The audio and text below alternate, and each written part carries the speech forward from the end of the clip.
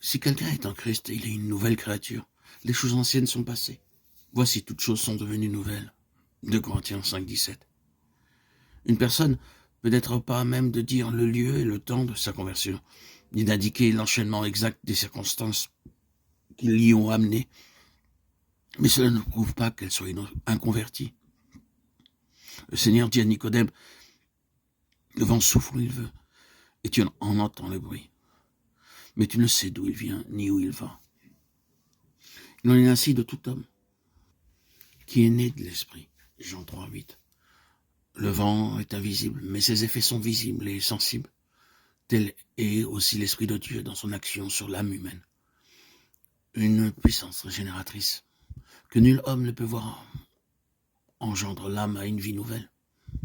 Elle crée un être nouveau à l'image de Dieu. Tandis que l'action de l'Esprit est silencieuse et imperceptible, ses effets sont manifestes. Si le cœur est renouvelé par l'Esprit de Dieu, la vie en rendra témoignage. S'il est vrai que nous ne pouvons rien faire pour changer nos cœurs, ou pour nous rendre tels que Dieu nous veut, si nous ne devons avoir aucune confiance en nous-mêmes ou en nos bonnes œuvres, notre vie révélera néanmoins que l'Esprit de Dieu demeure en nous. Un changement se remarquera dans notre caractère, nos habitudes et nos préoccupations. Le contraste entre ce qu'on a été et ce qu'on est sera marquant.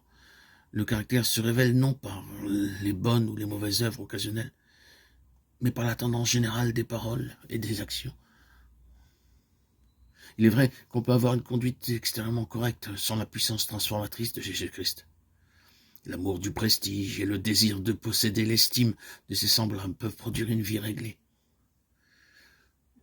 Par respect de soi-même, on peut éviter les apparences du mal. Un égoïste peut faire des actions généreuses. Comment alors déterminer de quel côté nous nous trouvons? Qui possède notre cœur?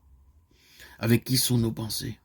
De qui aimons-nous à nous entretenir? Qui possède nos plus chaudes affections et le meilleur de notre énergie?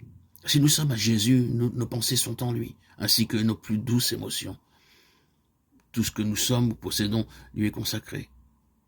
Nous désirons vivement reproduire son image, nous imprégner de son esprit, faire sa volonté et lui être agréable en toutes choses. Ceux qui deviennent des créatures nouvelles en Jésus-Christ produiront les fruits de l'esprit, l'amour, la joie, la paix, la patience, la bonté, la bénignité, la fidélité, la douceur, la tempérance. Galates 5, 22, 23. Ils ne se conformeront plus aux anciennes convoitises, mais par la foi au Fils de Dieu. Ils suivront ses pas, réfléchiront son caractère, et se purifieront comme lui-même est pur.